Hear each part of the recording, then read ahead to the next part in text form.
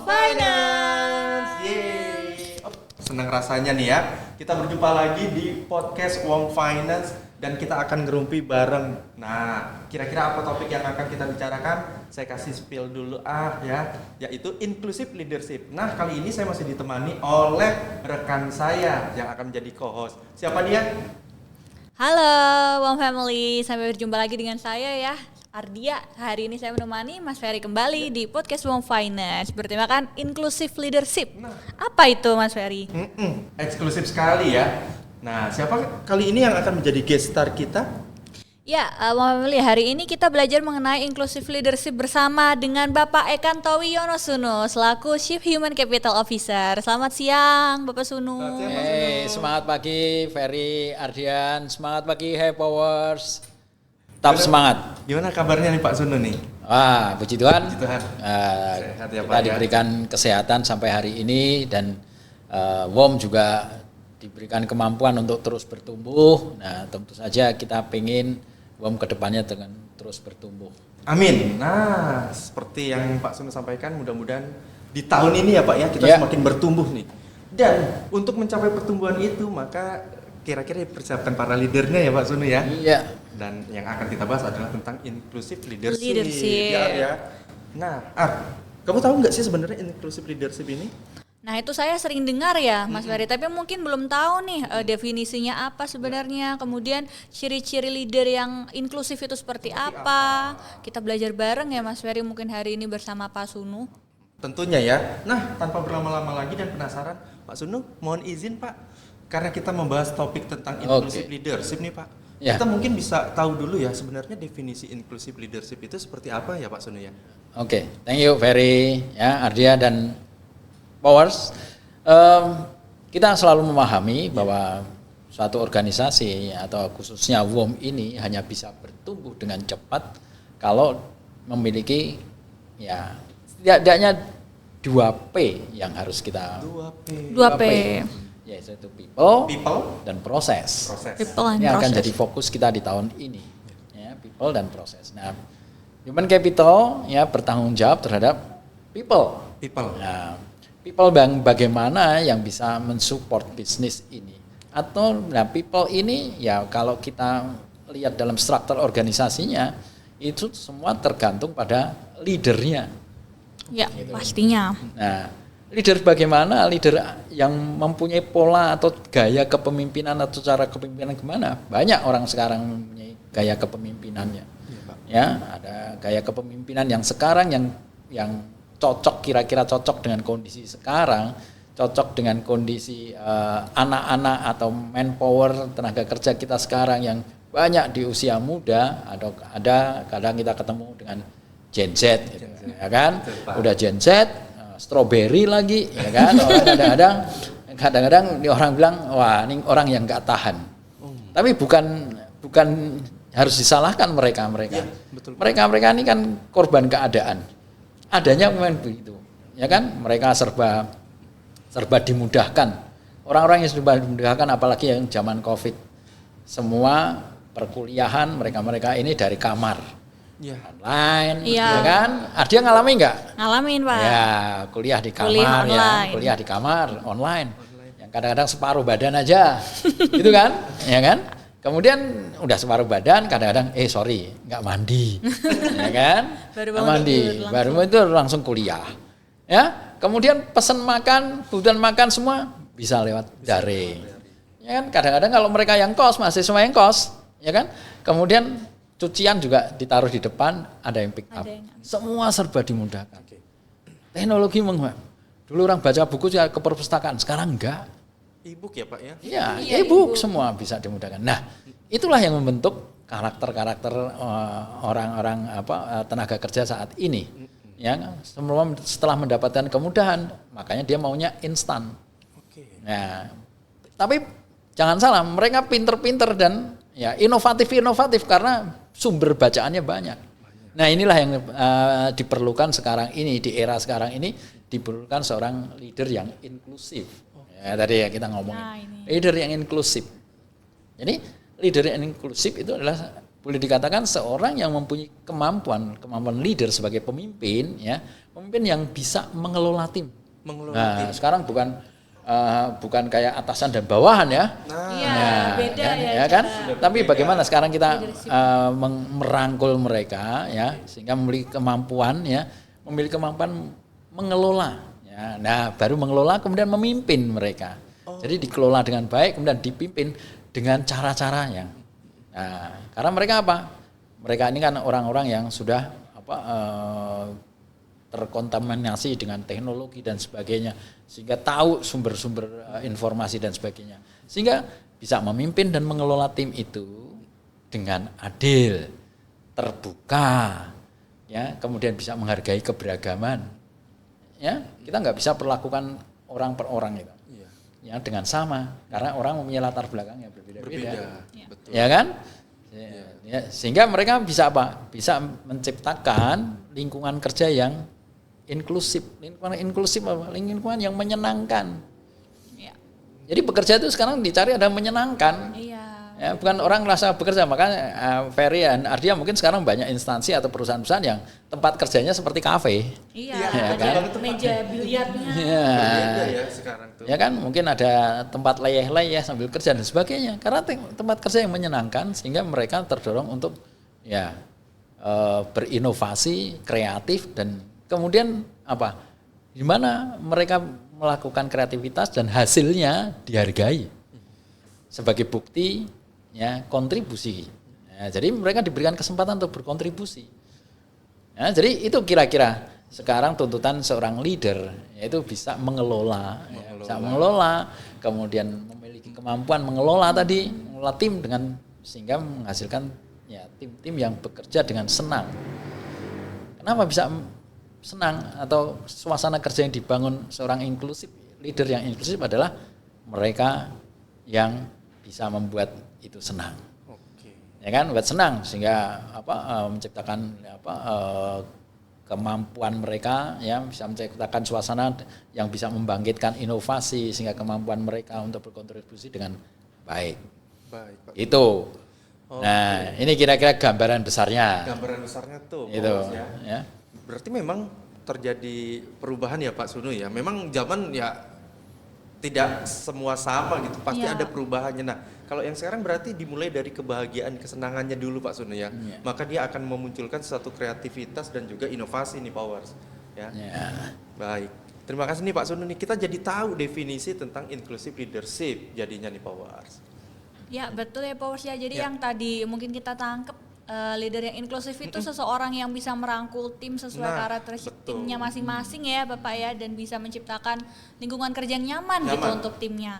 Nah, kita jadi tahu ya definisi inclusive leadership ya Mas Ferry, tapi saya jadi kepo nih Pak. Kira-kira ya ini nih Mas Fer dan Pak Sunu, kira-kira seorang leader yang inklusif itu ada ciri-cirinya enggak ya Pak ya, atau ciri-ciri seorang leader inklusif itu seperti apa aja ya Pak? Ya. Oke, makasih Ardia, satu pertanyaan yang bagus atau kita perlu diskusi yang lebih enak lagi ya. Supaya orang lihat nih, ini jadi leader masa kini enggak sih? Yang bisa di-accept. Tadi kan kita ngomongin bahwa mereka bisa mengelola tim dan membangun suasana kerja yang menyenangkan. Iya, betul. Ya kan? Betul. Ini jadi pengertian yang gampang, inclusive leader, seorang leader yang inklusif adalah leader yang bisa mengelola. Dan memimpin tim dan membangun suasana kerja yang menyenangkan. Nah, dari situ kita bisa ngelihat ya, ciri-ciri apa yang dimiliki seorang leader. Ya, tentu saja tadi ya tahu. Yang pertama, dia mesti bisa menghargai bahwa setiap orang itu berbeda. Artinya apa? Menghargai keberagaman. Menghargai keberagaman. Ya. Kemudian apa tadi? Salah satunya kalau menyenangkan karena apa? Karena yang kedua ini terbuka. Jadi leader terbuka, open. Ya, nggak ada hidden agenda dan terbuka dan transparan. Ya, terbuka dan transparan. Kemudian yang ketiga ini karena kita lingkungan dengan anak-anak zaman now yang mempunyai pemahaman, yang mempunyai sumber informasi dari gadget ini luar biasa. Artinya apa? Ya, mereka harus mempunyai ciri-ciri mau mendengar. Ya, mau mendengar dan memahami. Ini ya. Jadi mau mendengar dan memahami. Jadi tadi menghargai, kemudian terbuka dan transparan, kemudian ketiga menghargai dan memahami. Betul. Dan yang keempat apa kira-kira Ferry sama Ardia? Yaitu apa? Dia adalah leader yang mau mengembangkan. People development ya Pak ya? Iya, dia mau mengembangkan subordinate-nya. Dia mau mengembangkan anak buahnya, mau mengembangkan timnya. Ya, mengembangkan anggota timnya. Ya, dan yang terakhir apa? Nah, yang satu lagi, yaitu yang paling kadang-kadang orang ini yang kadang-kadang membuat orang kecewa. Apa ya? Yaitu apa? Orangnya apresiasi lah ya. Nah, jadi artinya kalau dia bilang kurangnya apresiasi, artinya berarti seorang leader yang inklusif salah satunya dia harus bisa menghargai kontribusi. Nah, apresiatif dan menghargai kontribusi. Ya kan, menghargai kontribusi anggota timnya. Itu. berarti ada 5 Pak Sunu ya Iya. Pak, mohon izin, mungkin Powers juga pengen lebih dalam nih Pak ya, membahas tentang kelima ciri-ciri itu tadi. Nah, mungkin kalau dari pertama Pak menghargai keberagaman ya Pak ya. Iya. Nah, mungkin bisa diperdalam nih untuk Powers juga, maksudnya apa ya menghargai keberagaman itu. Kita memang berbeda-beda nih mulai dari generasi gitu ya Pak ya, sampai dengan latar belakang, seperti itu Pak Sunu. Nah, mungkin lebih dalamnya yang dimaksud dengan menghargai keberagaman yang harus dimiliki oleh ciri-ciri seorang leader yang inklusif itu yang seperti apa ya Pak? Oke. Thank you Ferry. Coba sekarang kita coba bawa ke situasi yang ada di kita. Ya. Ada di kita. Ya, ada di kita. Khususnya mungkin akan lebih spesifik lagi kalau yang ada di brands. Ya, Coba ini ya dia kita nih. ngomong. Ah, Ya. ini Coba Powers ini. ya. Ya kan? Oke. Jadi kalau kita ngomongin menghargai keberagaman. Satu, Indonesia ini kan punya suku, budaya, ya, adab yang beraneka ragam. Ya, Majemuk betul. ya Pak ya? Nah, majemuk nih. Powers. Ya, jadi majemuk. Ya, kemudian juga di samping itu suku, adab dan bahasa latar belakang yang berbeda, kita juga punya tim kita ini, ya, level strata pendidikannya juga bervariasi. Apalagi kalau di cabang ya, maaf mungkin masih ada yang SMA, ya kan? Nih, jadi khususnya kalau di cabang-cabang cukup beragam. Ya kan cukup beragam dari tingkat pendidikan, dari latar belakang budaya, ya. Ya ini yang harus dipahami oleh masing-masing atasan. Ya, andai kata contohnya, ya, wah saya misalnya Ardia ini dari suku Batak, ya kan, Ferry dari suku Jawa, ya. Mungkin kalau kita nggak memahami kadang-kadang, saya menggunakan bahasa yang sama, gaya yang sama, ya. Ya, buat Ardia nggak masalah saya ngomongnya, tapi buat Ferry bisa sakit hati. Iya. Ya kan? Nih, sedang anak-anak sekarang kan terkenal dengan apa? Baperan. Mental health gitu ya Pak ya. Dikit-dikit mental health. Ya, kalau sudah baperan terus nanti ya tadi healing. Nah, padahal lagi tegur sedikit aja healing. Ya kan? Nah, ini menjadi sangat penting gitu. Jadi kita melihat apa keberagaman di tim kita. Di tim kita. Penting.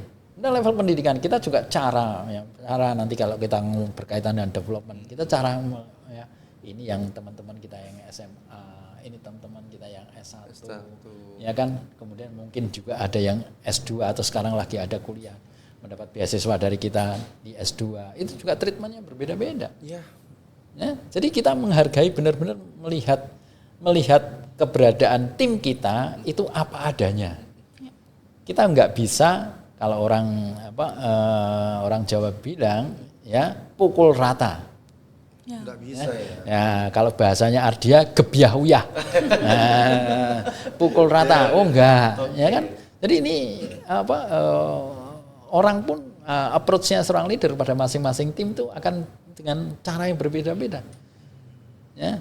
Tidak bisa seorang leader zaman sekarang saya yang bos, lu ngikutin saya, nggak bisa. Iya, betul. Ya kan? Menyesuaikan ya Pak artinya. Iya, Ya. Karena jadi keberagaman ini modalnya. Nah, kita sebagai seorang leader harus menyesuaikan ya oke. Ferry ingat sekarang ini di WOM ini ada satu kompetensi yang juga harus diwajibkan dimiliki, kompetensi baru istilahnya, yaitu adalah agility. Oh, agility. Ya kan? Mudah Agility, beradaptasi. ya. Ardia katakan mudah beradaptasi. Tapi yang lebih gampang lagi kalau orang ngomong agility, ya kan? Tadi di samping adaptability mempunyai kemampuan beradaptasi atau lebih mudahnya kemampuan lebih menyesuaikan. Jadi seorang leader itu harus menyesuaikan timnya kayak apa. Jadi leadernya ya Pak ya yang menyesuaikan ya Arya. Iya. Bukan kalau zaman dulu tuh orang yang di bawahnya yang menyesuaikan gaya hidup. Otoriter ya mungkin dulu ya. Ya. Oke, jadi ini leadernya. Ya, Karena kan ini, kita kan yang kita inginkan kan result, hasil.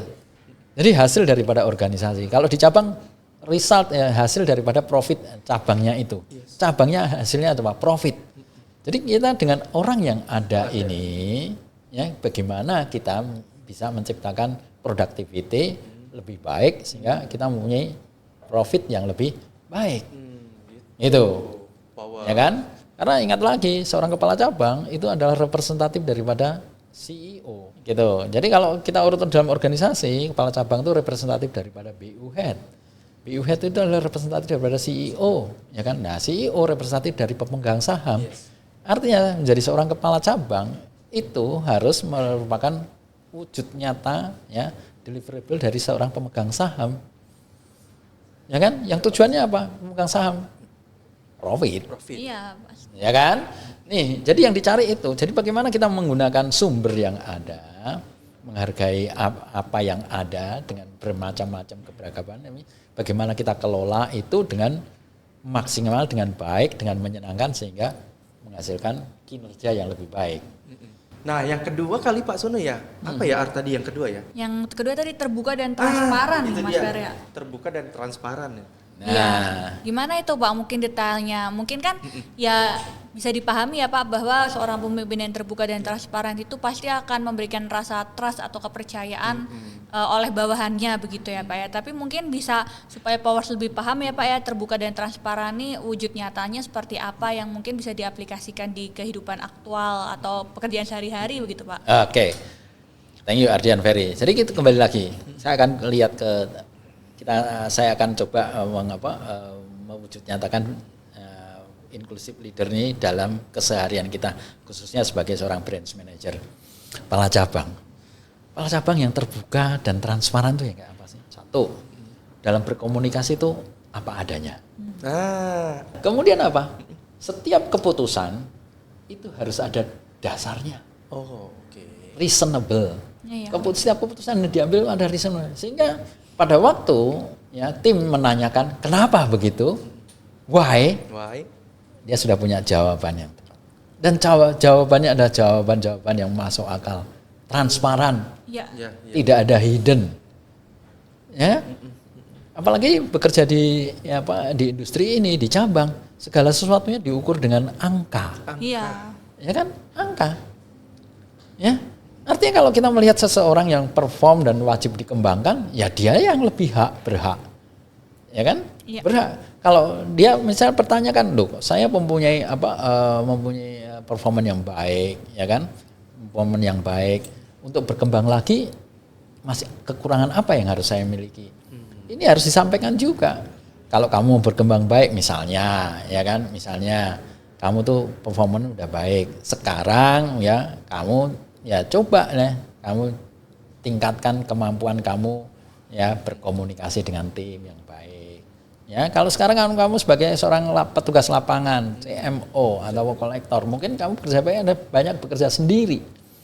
Ya kan cari konsumen, ya, OTS dan sebagainya. Tapi bagaimana? Kan next ke depannya kalau kita orang yang kita kembangkan dalam karirnya kan tidak harus semua bekerja sendiri. Juga memerlukan yang lain. Ya kan? Sehingga kalau dia memberikan keputusan si A ini promote itu bisa diterima. Nah, kemudian kalau saatnya seperti saat sekarang ini kita selesai dengan ya PA, ya kan? Ya performance appraisal, ya kan? Senai PA juga gitu, sampaikan dengan transparan, ya kan? Jadi kalau semua dilakukan transparan, orang itu dinilai jelek ataupun baik, orang bisa terima. Yes, betul tuh Pak. Ya, sedang orang kita kalau dinilai baik, misalnya dinilai baik, oke, happy. Tapi kalau dinilai jelek, wah, mempertanyakan. Atau kadang-kadang leader kita yang paling senang menyampaikan informasi yang baik saja. Jadi bad guy. nggak mau jadi bad guy. Ya. Ya kan? Nih. Nah, sehingga ini perlu transparansi. Kamu tuh nilai kamu segini, PE kamu segini karena hasilmu segini. What next kalau supaya saya lebih baik, apa yang dilakukan? Sampaikan. Ya. Ya, sampaikan apa? Apa yang leader inginkan. Jadi nggak pernah ngomong, tahu-tahu dijedot. Nah, kamu kan nggak lakuin loh.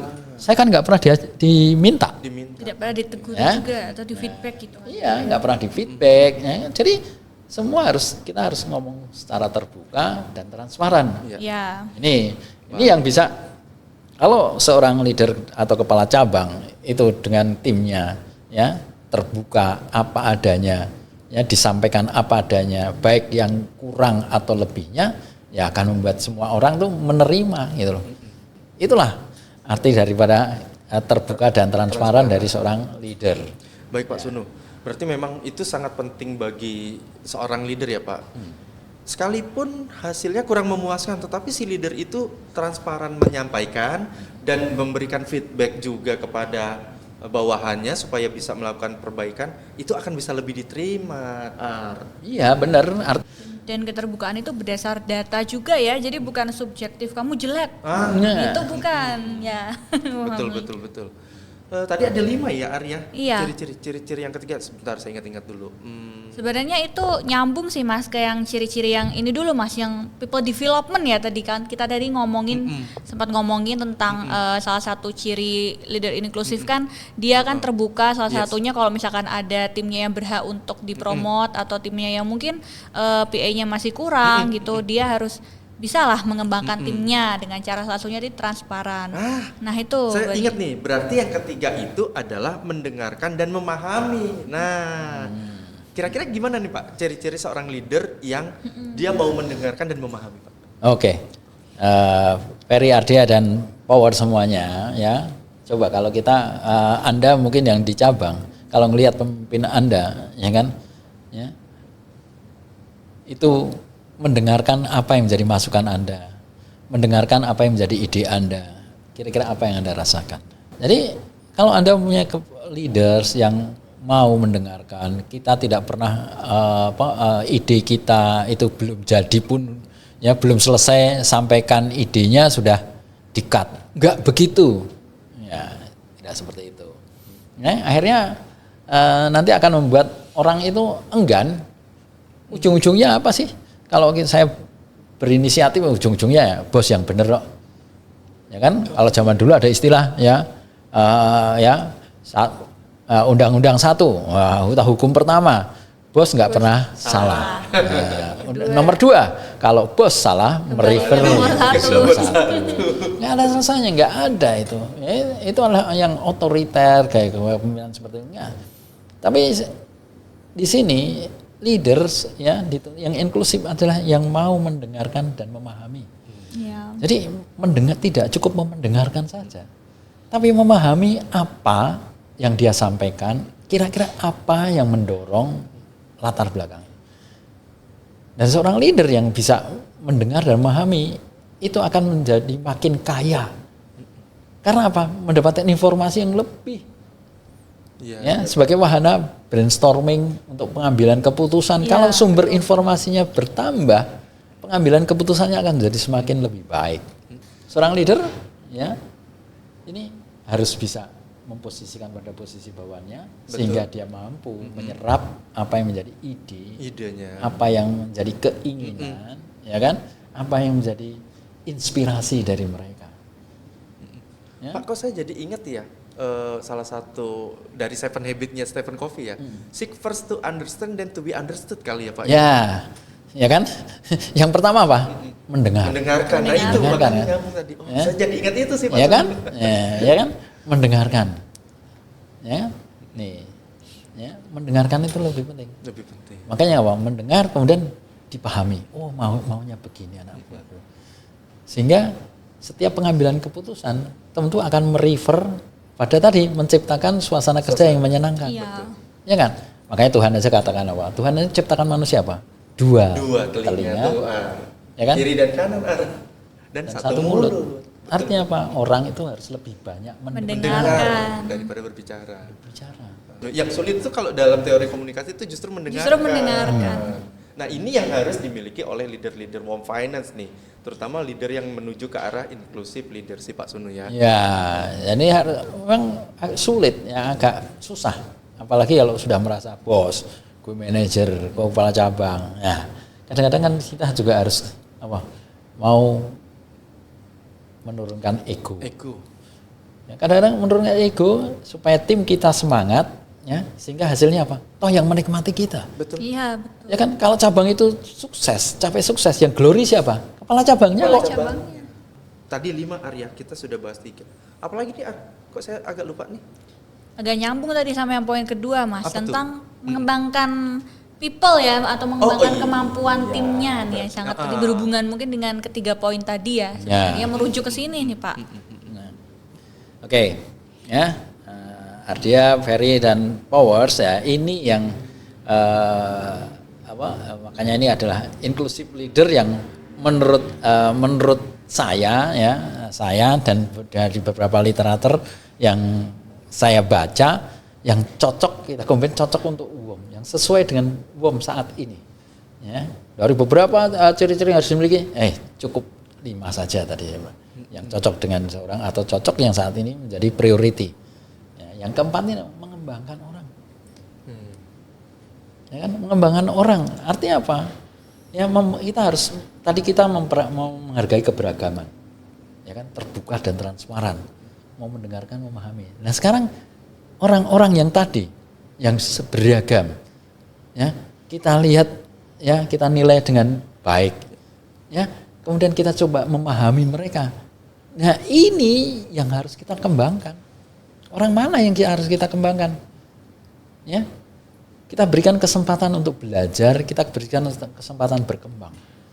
Nah, ini balik lagi, ya, si leader ini, ya kan, kalau namanya mengembangkan, ya, memberikan kesempatan, ya, untuk belajar, ini leader ini harus apa nih? Kira-kira leader harus apa? Kalau ini kan mau nggak mau dia harus apa? Turun. Iya betul Pak. Ya kan? Turun. Ya. Balik lagi ke atas tadi. Ya. Kita memahami nggak kondisi masing-masing tim yang beragam tadi. Iya. Ya kan? Oh, ini kurangnya di sini. Ini kurangnya di sini.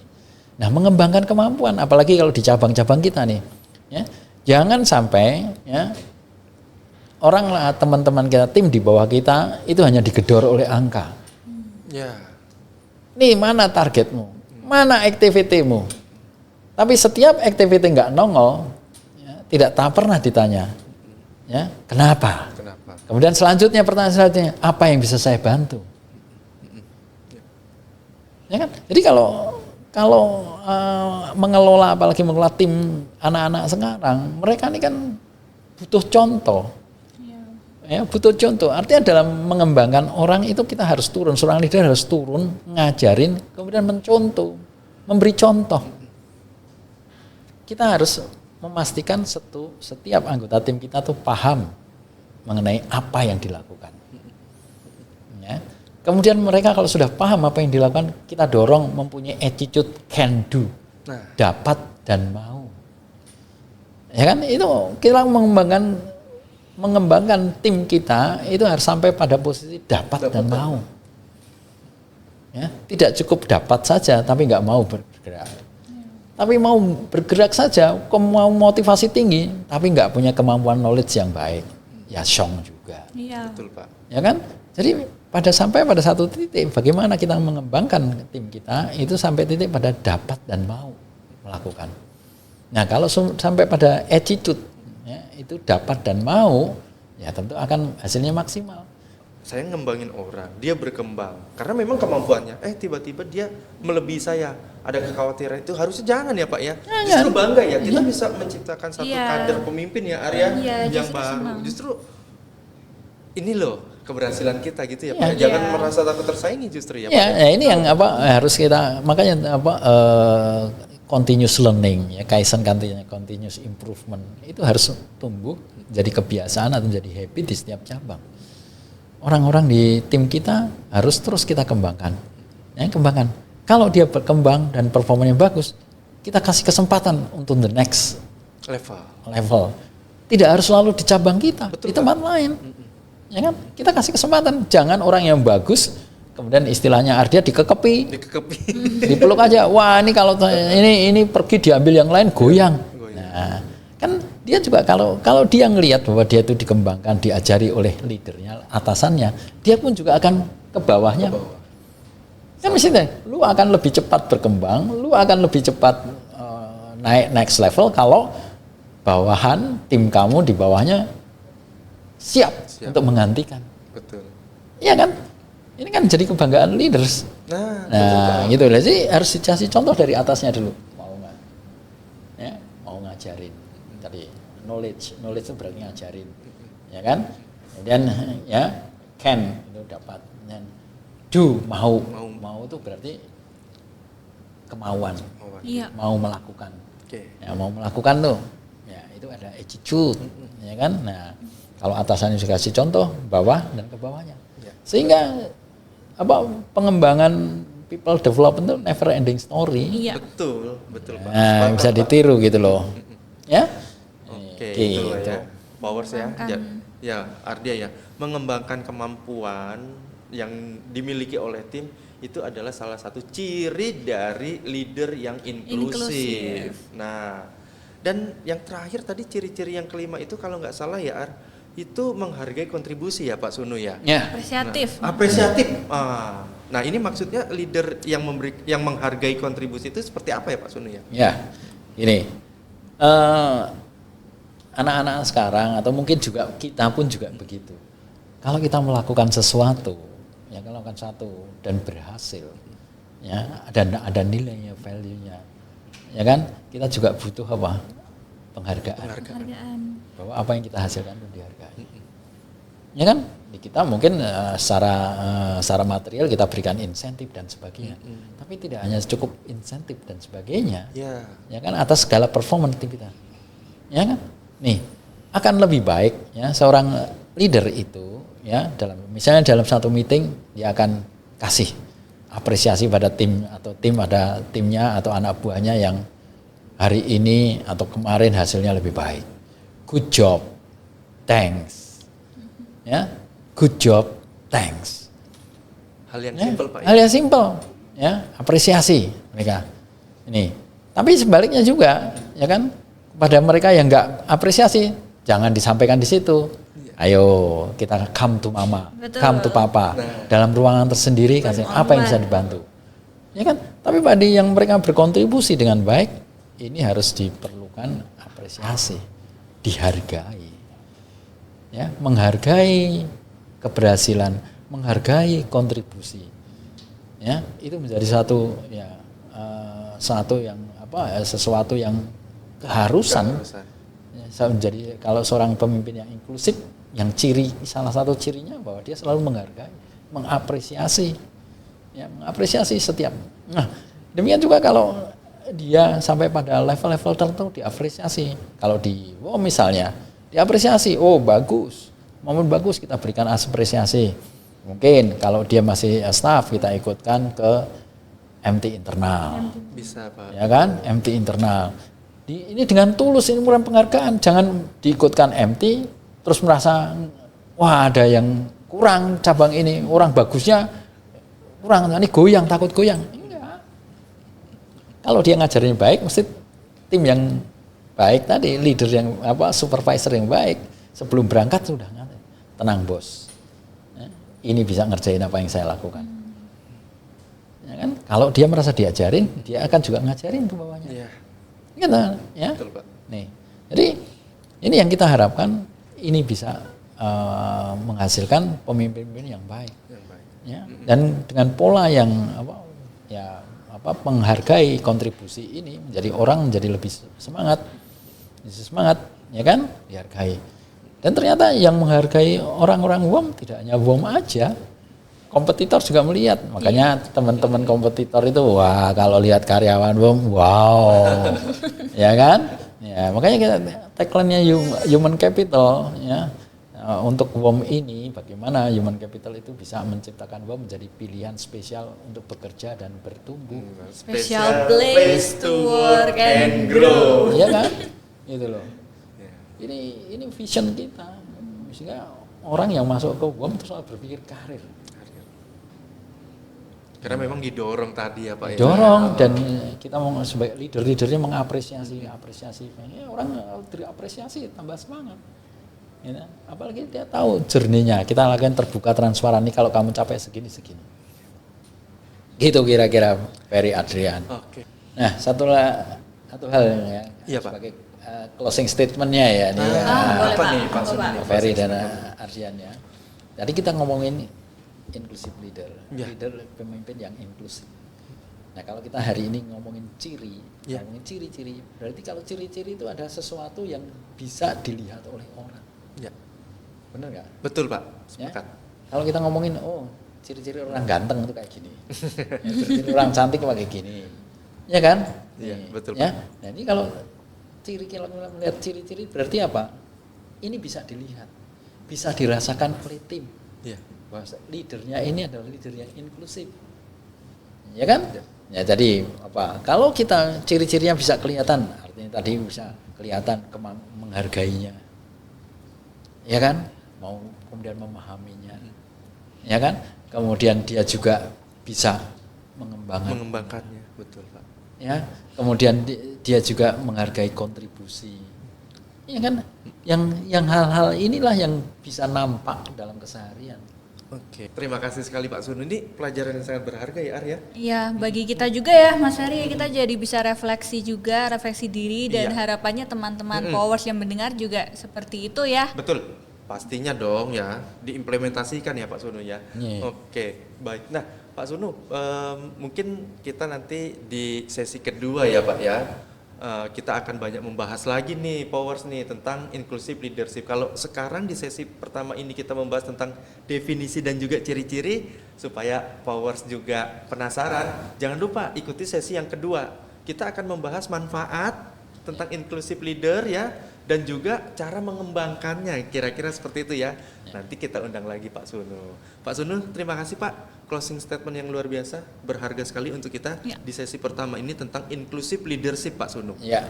Baik. Oke, thank you Ferry. Terima kasih, Thank you Pak Ardia. Sono. Sekali Sudah lagi mau ya, sekali lagi inclusive leader adalah ya gaya kepemimpinan yang bisa dirasakan. Yes, pastinya. Ya.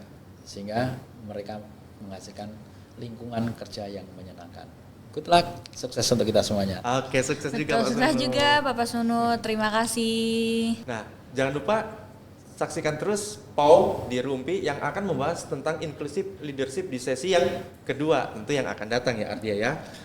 Oke, kita jumpa lagi di next episode Podcast Podcast Wong Finance.